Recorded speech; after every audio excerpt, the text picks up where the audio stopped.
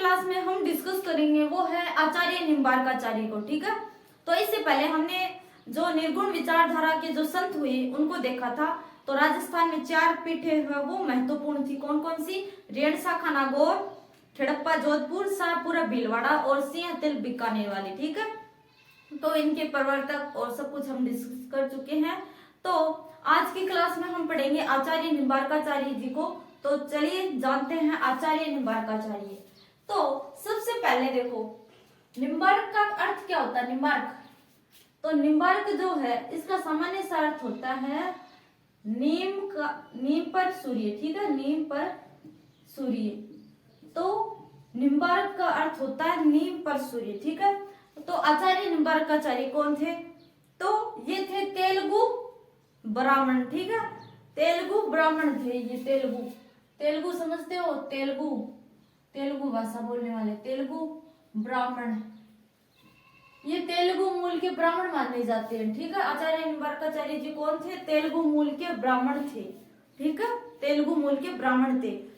अब इनका जो जन्म है वो 12वीं शताब्दी में माना जाता है, लगभग 1250 में। ठीक है, तो 1250 में इनका है वो जन्म माना जाता है। अब देखो माता थी जयंती देवी और पिता थे अरुण मुनि। तो पिताजी मुनि है तो बेटा भी बड़ा ही करेगा कुछ। गुरु थे देवर्षि नारद। ठीक है, अब देखो इन्होंने क्या किया कि जो राधा एवं कृष्ण की उपासना पर बल दिया और श्री कृष्ण को परम ब्रह्मा मानकर है वो राधा को उनकी परिणीता माना। ठीक है, तो इससे पता चलता है कि ये सगुण भक्ति के उपासक है। कृष्ण को क्या मान रहे हैं? परम ब्रह्मा। और जो राधा है उनकी कृष्ण की उनको परिणीता मानकर है वो उनकी पूजा कर रहे हैं। कौन? आचार्य निम्बार्काचार्य जी। ठीक है, तो यानी कि ये है सगुण भक्ति के उपासक। ठीक है, सगुण जिक्र आ गया ना राधा और कृष्ण का। इन्होंने है वो राधा को उनकी परिणीता और कृष्ण को परम ब्रह्मा मानकर उनकी पूजा की। और ये है वो वैष्णव संप्रदाय के ही संत है, वैष्णव संप्रदायी संत है। ठीक है, तो ये है वैष्णव संप्रदायी संत। ठीक है, वैष्णव भगवान विष्णु का ही कृष्ण को अवतार माना जाता है।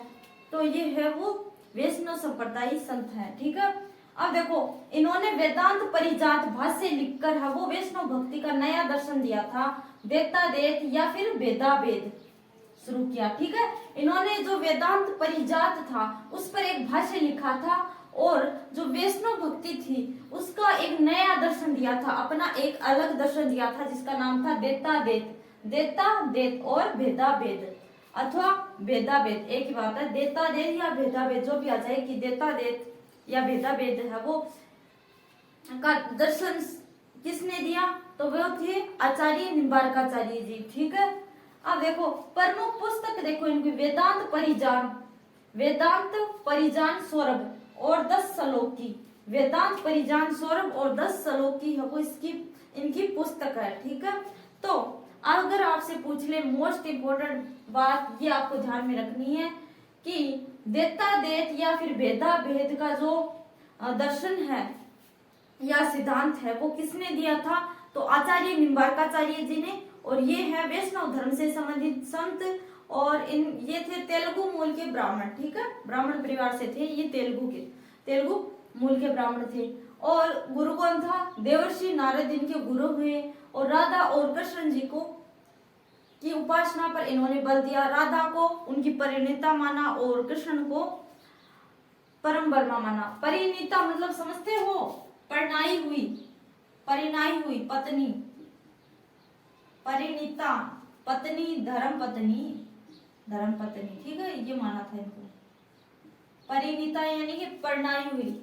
ठीक है, तो प्रमुख पुस्तक हो गई। अब देखो आगे इस परंपरा में जो हरिव्यास देवाचार्य ने आचार्य परशुराम को दीक्षित किया था। ठीक है, तो इसी परंपरा में एक संत हुए थे हरिव्यास देवाचार्य ने भाई परशुराम को दीक्षित किया था। तो इसी परंपरा में हरिव्यास देवाचार्य ने परशुराम जी को दीक्षित किया। ठीक है, ये पॉइंट ध्यान में रखना। अब देखो इस संप्रदाय की जो प्रमुख पीठ है वो राजस्थान में ही है, सलेमाबाद अजमेर। तो वेरी वेरी इंपॉर्टेंट, एक तो ये ध्यान में रखना और ये ध्यान में रखना, ठीक है। तो देता देत या भेदा भेद का सिद्धांत किसने दिया? आचार्य निम्बार्काचार्य ने, वैष्णव भक्ति के जो संत हुए, और इन्होंने वो जो सलेमाबाद अजमेर में इनकी पीठ है, ठीक है। तो सलेमाबाद अजमेर में जो निम्बार्क संप्रदाय की है वो प्रमुख पीठ है। तो वेरी वेरी इंपॉर्टेंट है ये, हर बार जैसे शाहपुरा भीलवाड़ा वाला जो फूलडोल मेला पूछा जाता है उसी प्रकार से ये हमेशा पूछी जाती है कि जो निम्बार्क संप्रदाय की प्रमुख पीठ कहाँ पे है, वो है सलेमाबाद अजमेर में, ठीक है। अब देखो परशुराम जी ने परशुराम सागर ग्रंथ की रचना की। तो परशुराम जी को किसने दीक्षित किया था? हरिव्यास देवाचार्य ने, ठीक है। ये इन्हीं के जो संप्रदाय के संत हुए हैं, ठीक है। इन्हीं के जो संप्रदाय है वो आगे चलकर इनके संत हुए हैं, ठीक है। अब देखो परशुराम जी ने परशुराम सागर की रचना की, ठीक है। अब देखो निम्बार्क संप्रदाय के संत हरिदास जी ने, अब इन्हीं के जो परंपरा है शिष्य परंपरा में इसी संप्रदाय के संत हुए थे हरिदास जी ने कृष्ण भक्ति के संप्रदाय का प्रवर्तन किया, जिसमें श्री कृष्ण को सखा मानकर उनकी भक्ति की जाती है। तो की कुछ निम्बार्क संप्रदाय के कुछ संत हुए जिन्होंने है वो श्री कृष्ण को सखा मानकर उनकी पूजा करने पर बल दिया, ठीक है। तो हरिदास जी ने श्री कृष्ण को सखा मानकर उनकी पूजा अर्चना करने पर बल दिया था।